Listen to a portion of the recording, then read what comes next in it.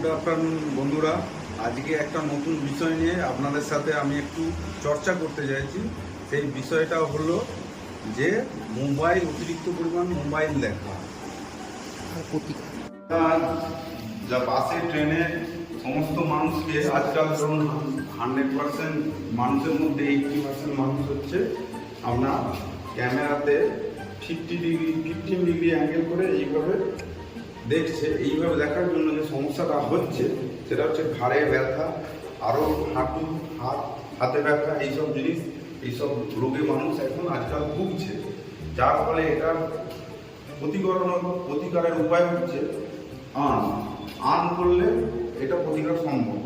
Earn means for exercise, মানে সকালবেলার মধ্যে আপনাকে একটু এক্সারসাইজ করতে হবে, ঠিক আছে? এইভাবে যেমন খুশি করে এইভাবে এক্সারসাইজ করলেন, ঠিক আছে? ঘাড়ের ব্যায়াম করবেন, ঠিক আছে? আচ্ছা, EARM, এ ফর অ্যাটিটিউড, দৃষ্টিভঙ্গি চেঞ্জ করতে হবে। আর ফর রেস্ট, ভালো করে ঘুমোতে হবে।